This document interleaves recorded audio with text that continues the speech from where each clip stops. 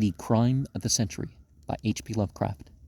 The present European war, occurring as it does in an age of hysterical sentimentality and unsound political doctrines, has called forth from the sympathizers of each set of belligerents an unexampled torrent of indiscriminate denunciation.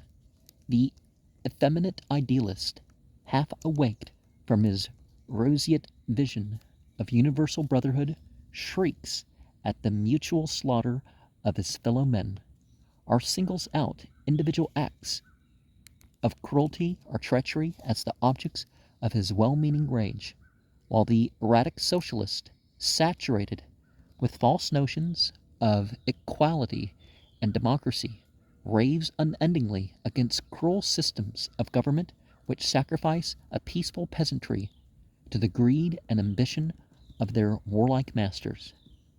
But, though the sober philosopher perceives in war a phenomenon eminently natural and absolutely inevitable, though he realizes that the masses of mankind must remain subject to the will of a dominant aristocracy so long as the present structure of the human brain endures, he can nonetheless find in the colossal conflict an ample cause for the deepest regret and the gravest apprehension. High above such national crimes as the Servian plots against Austria or the German disregard of Belgian neutrality, high above such sad matters as the destruction of innocent lives and property, looms the supremest of all crimes, an offense not only against conventional morality, but against nature itself, the violation of race. In the unnatural racial alignment of the various warring powers, we behold a defiance of anthropological principles that cannot but bode ill for the future of the world, that the maintenance of civilization rests today with that magnificent Teutonic stock, which is represented alike by the two hotly contending rivals, England and Germany, as well as by Austria, Scandinavia, Switzerland, Holland, and Belgium. It is as undeniably true as it is vigorously disputed. The Teuton is the summit of evolution. That we may consider intelligently his place in history, we must cast aside the popular nomenclature, which would confuse the names Teuton and German, and view him not nationally but racially, identifying his fundamental stock with the tall, pale, blue-eyed, yellow-haired, long-headed Xanthochroi, as described by Huxley, among whom the class of languages we call Teutonic arose, and who today constitute the majority of the Teutonic-speaking population of our globe. Though some ethnologists we have declared that Teuton is the only true Aryan, and that the languages and institutions of the other nominally Aryan races were derived alone from his superior speech and customs. Nevertheless, not necessary for us to accept this daring theory in order to appreciate his vast superiority to the rest of mankind. Tracing the career of the Teuton through the medieval and modern history, we can find no possible excuse for denying his actual biological supremacy. Well, people develop traits for their environment. Obviously, how close or how far you are to the poles, the moisture and heat or cold, other such factors. It's not, some universal thing. In widely separated localities and under widely diverse conditions, his innate racial qualities have raised him to preeminence. There is no branch of modern civilization that is not of his making. As the power of the Roman Empire declined, the Teuton set down into Italy, Gaul, and Spain the revivifying elements which saved those countries from complete destruction. Though now largely lost in the mixed population, the Teutons are the true founders of the so-called Latin states. Political and societal vitality had fled from the old inhabitants. The Teuton only was creative and constructive.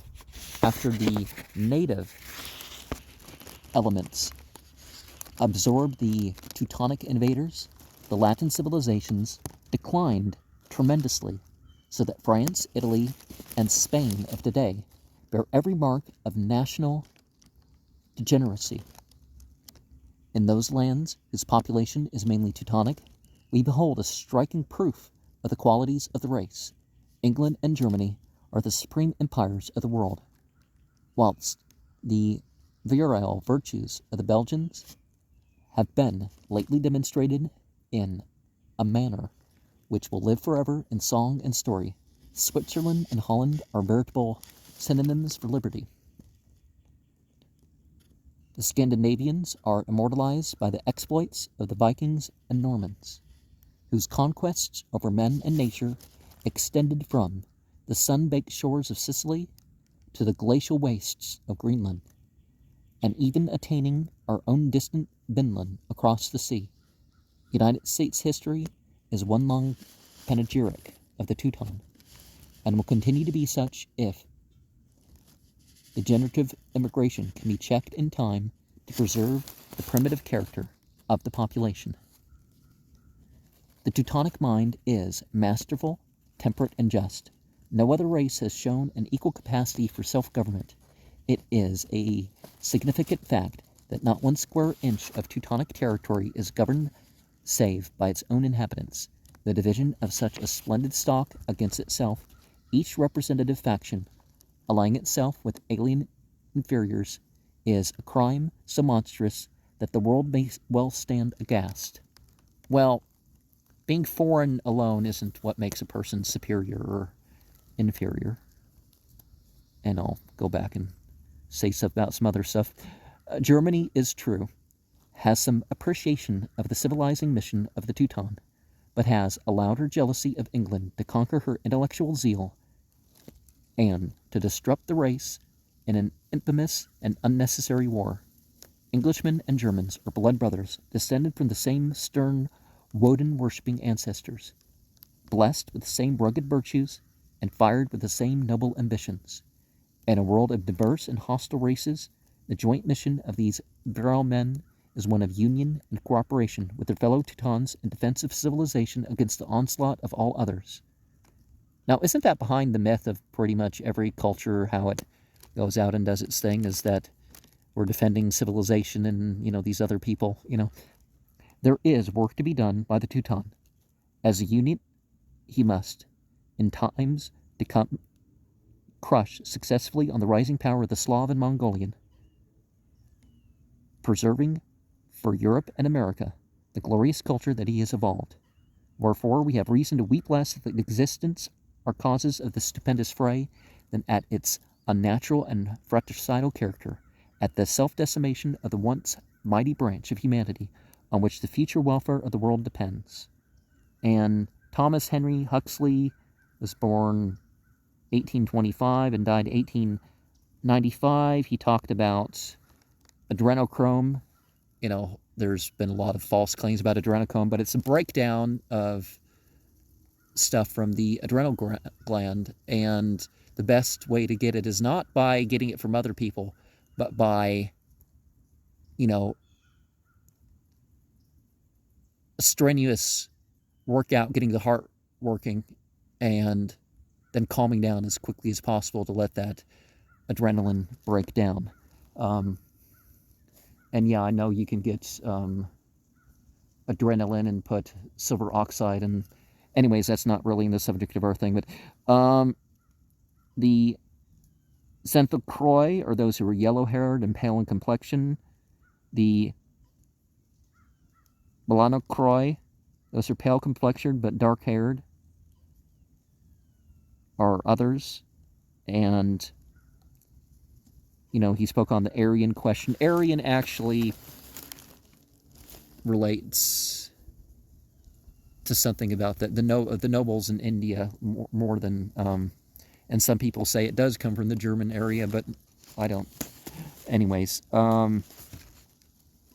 so sentimentality don't just merely be patriotic. You end up one country that blood and soil is not really what makes anybody superior, and ending up on a side because you were raised with Republicans or Democrats or whatever. You got to go beyond sentiment and that sort of thing. And some things happen beyond your control. There may be best behavior.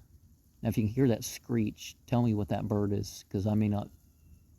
I've been trying to find this bird up here, but